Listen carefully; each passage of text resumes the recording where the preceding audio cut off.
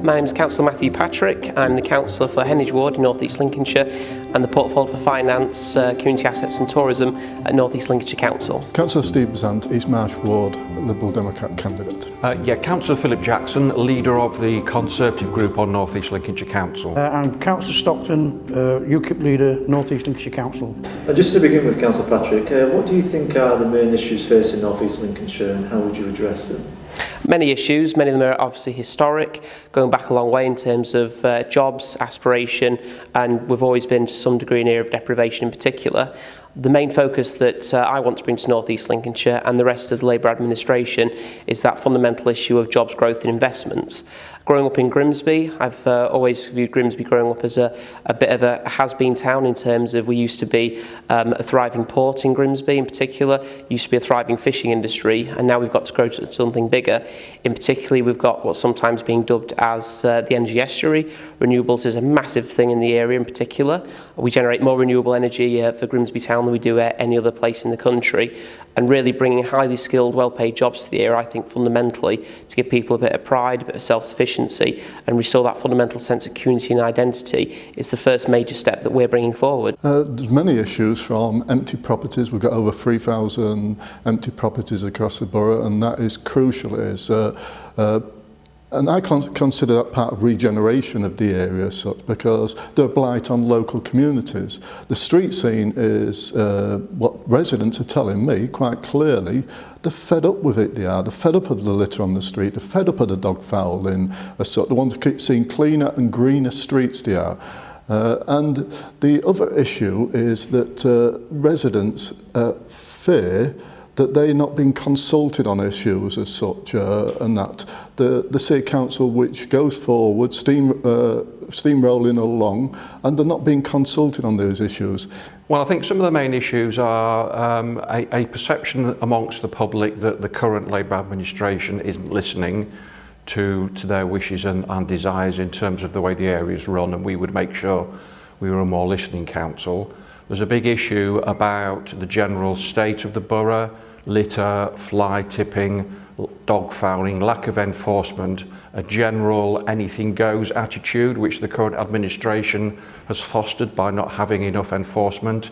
So we're committed to increasing the amount of enforcement that we're doing, making an example of some people to make sure that the majority of people who are law abiding and want to see a nice clean environment, that they actually get what they want. Well, I think what's happening now, apart from finances, we're now finding that we've got quite a lot of fly tipping going on, rubbish deposited on street corners, and this is now starting to cause a major problem. That needs tackling because it not only is it a bad thing, it's an environmental problem as well.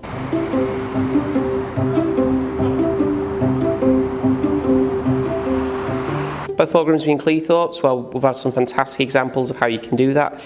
Particularly we're successful with the Coastal Community funding and the Heritage Lottery funding.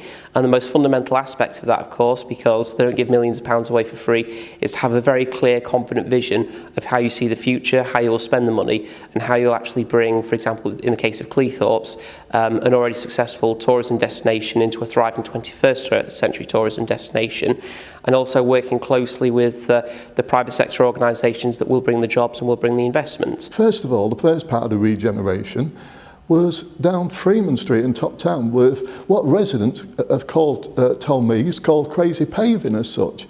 And to be honest, you've got to get residents on board, as I said. You've got to really engage with residents, ask them what they actually want as such.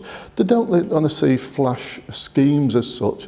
They want to see something concrete which is going to add to their daily lives as such. We are committed to the regeneration of the area and have largely supported the current Labour administration in pursuing the town deal. I think personally we'd be in a stronger position with the town deal, because we would be a Conservative administration working with a Conservative government. So we would certainly, work hard to bring as much investment to the town as possible. Well, there would only be the only thing we could do to make sure they went ahead was close scrutiny all the time, and to maintain pressure on the authority to make sure that it does happen.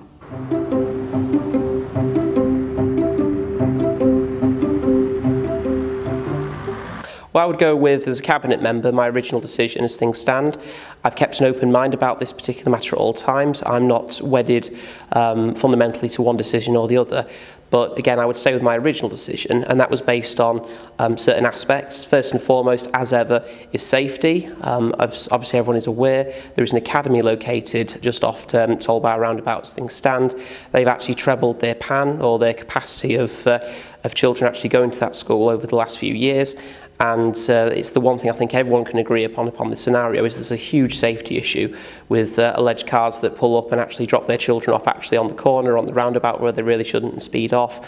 And that had to be addressed in particular. I think there's still a lot of convincing of members on this to see the benefits of which option they're going to include. Potentially there's options of keeping the roundabout and having control signals at times there is. So potentially I think it needs looking again seriously, it does, before they move forward on that one. Well, we're committed in our manifesto to, if we take control on the 3rd of May, on the 4th of May we'll put a stop on the current project. It is all on hold at the moment currently because of the recent full council decision to refer it back to Cabinet. I think we will get everybody around the table, all interested parties, and we would see what we could do to maintain the existing roundabout, perhaps with either an underpass for pedestrians or with part-time traffic lights. I would never have, if it had come to the council first, it would never have got voted through, I don't think. It should never be, there's temporary lights there now, the tailbacks are horrendous, so it should stay as a roundabout.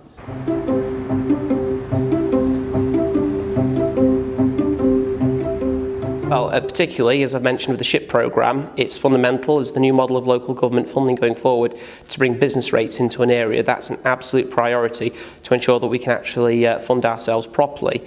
It's unfortunate how much we've had to increase council tax by. I think it was wrong that we were backed into this corner by the government, who's taken, the figures vary, but roughly off North East Lincolnshire, £80 million of funding that we used to absolutely depend upon this time 10 years ago. Obviously the council's got to save money, we recognise that, and one simple way would be to reduce the number of councillors. You could reduce them by a third, you could do. Potentially that would save well over £100,000 a year, because you wouldn't need so many elections every year as such, so that would be a massive saving, it would do. We would be a much more efficient administration, and we would make sure that in areas where we're falling behind, like the car parking strategy, like public toilets, etc., that are actually costing us money at the moment, we would make sure that those were actually, we're reducing the cost of those, or that they were bringing in extra income for the council. Again, it would need more education of councillors, because we're not all mathematicians, and let's face it, to be honest, to be a councillor requires no intelligence. You don't even need to be able to read and write. All you've got to do is get elected, and that is the base of a councillor. We need educating more on the finance side and how it works, because we just haven't got the ability to do this. Conservatives say they'll field an alternative budget, but when it comes to it, they never do deliver the goods.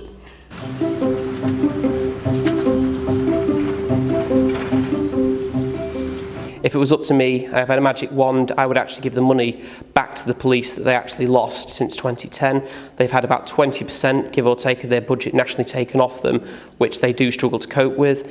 And also redeployment. Unfortunately, the police crime commissioner in this area has actually changed policing strategy. It's all about on-the-beat community policing, intelligence-led policing. I've been working really hard with police. I've been out on drug raids across the piece I have. And it's important that the police get the full backing of the local communities and other agencies. The residents now are having the confidence now to report, because no actions is going to be taken. Crime has come down in this ward, what we're in at the moment, in the East Marsh, and in other areas across the borough. But there's still a lot more to be done.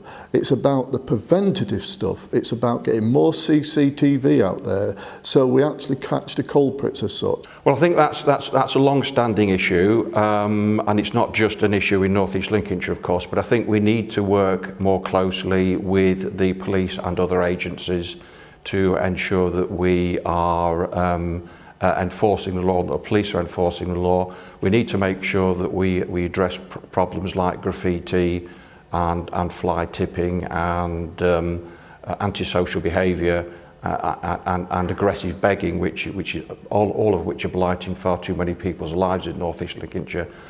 Well, we're constantly looking to reduce it. We run a food kitchen to try and help the homeless, and we've tried to bring crime down from the drug dealers there. We've been able to identify them. We've managed to get 3 people who was homeless into accommodation, payment accommodation, but I don't know how we could handle a lot of the crime. It just goes on spontaneously, and there's very little the police can do about it either.